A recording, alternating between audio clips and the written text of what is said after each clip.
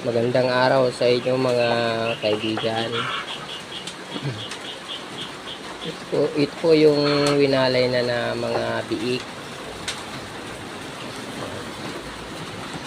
Bali, 2 araw na sila na nahiwalay sa mama. Yan po sila. Yung ginawa kong pagwawalay is yung inalis ko yung inahin. Iniwan ko yung mga biik dito sa dati nilang kulungan na kasama pa nila dito yung kanilang nanay. So napansin ko sa pagwawalay na inaalis yung inahin is maganda yung resulta, hindi sila masyado na stress kasi hindi sila nanibago ng lugar ng kulungan, kaya parang hindi sila masyado na stress kaysa kung biik yung tatanggalin mo sa mama, ililipat ko ng kulungan, mas stress sila masyado kasi maninibago sila sa lugar, maninibago yung parang pakiramdam nila na wala pa ang nanay. Kaya pag winalay mo ang biik sa inahin, parang doble-doble yung stress nila na nararamdaman. Kaya mas advice ko sa mga katulad ko na mga hog raisers is mas maganda yung winawalay ang inahin kaysa ang biik ang winawalay. Kasi yung kagandahan ay hindi sila masyado stress pag winawalay na. So ang edad nga pala ng pagwalay ko sa kanila is 30 days simula na ipinanganak.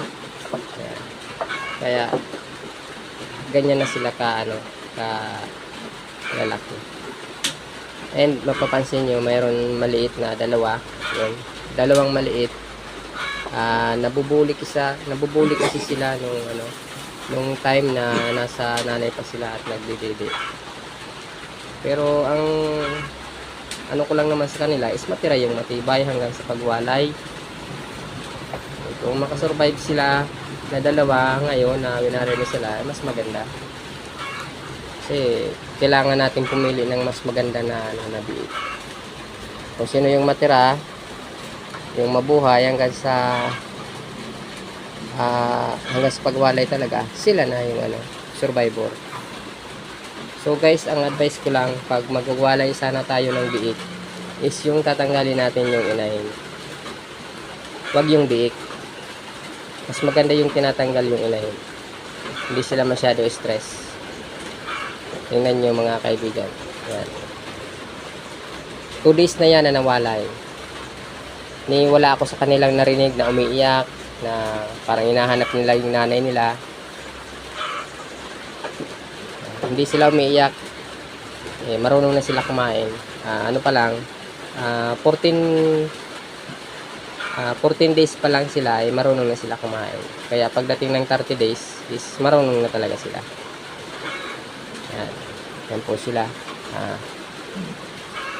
Yan po. Sana may nakuha kayong idea sa pagwawalay ng biik, na mas maganda na winawalay yung inahin sa biik para hindi masyado stress yung biik sa oras ng pagwawalay nila. Yan. Winalay ko po sila is 30 days old. Yan. Yung pagkain na po nila is pre-starter na po.